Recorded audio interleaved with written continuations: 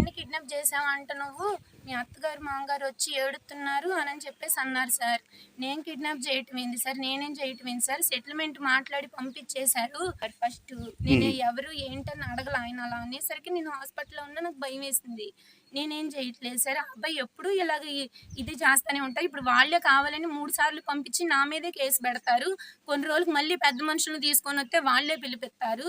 నేనేం చేయలేదు సార్, నేను హాస్పిటల్లో ఉన్నా సార్, నేను ప్రెగ్నెంట్ సార్ అంటే, పిచ్చి పిచ్చిగుందయ్యా అన్న, హాస్పిటల్లో ఉన్నారని మాట్లాడుతూవేంది, మొగుడు కనపడట్లేదంటే అని చెప్పేసి అన్నారు సార్. సెటిల్మెంట్ చేశారు. నేను గర్భవతినండి, నాకు బాగోక నేను హాస్పిటల్కి వచ్చా అంటే నా మాట వినలేదు సార్. గంటలో వత్తవా రావా, గంటలో రా అని చెప్పేసి అన్నారు. నేను జగ్గేపేట హాస్పిటల్లో ఉన్నా, ఎట్లా వస్తా సార్ గంటలో అన్నా.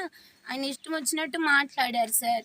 ఇంకా తర్వాత నుండి నేను ఎవరు ఫోన్ చేసినా కాల్ రికార్డ్ పెట్టుకున్నా సార్. అప్పటి నుంచి ఇంక అమ్మ అమ్మ అని మాట్లాడేది. అమ్మతో నేను ఆవిడని తీసుకొని వచ్చా.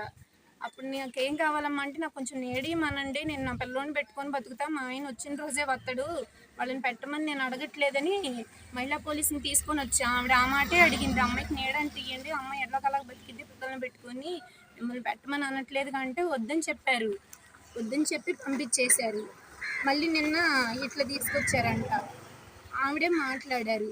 తర్వాత పెద్ద మనుషులు మరి ఏంటమ్మా అని, మీ మామగారు ఇలా అంటున్నారు, దేనికి ఒప్పుకోవట్లేదని అడిగారు సార్ నాగిరెడ్డి గారు. అయితే నాకు న్యాయం జరగాలి సార్, మరి ఇది నా పరిస్థితి, నేను వెళ్ళిపోతే నాకు ఎట్లా సార్, నేను ఆ పిల్లల్ని ఎట్లా బతికించుకోవాలి, ఇప్పుడు నేను ఎట్లా బతకాలి సార్ అన్న. అయితే నేను అక్కడే ఉంటానండి, నాకు న్యాయం జరిగే వరకు అని నాగిరెడ్డి గారితో అంటే, మా మామ అన్నాడు సార్, నువ్వు మళ్ళీ చెట్టు కింద కూర్చుంటే నేను మళ్ళీ పోలీసులను తీసుకొస్తా అన్నాడు సార్ పంచాయతీ ఆఫీస్లో. ఇంకంతే సార్.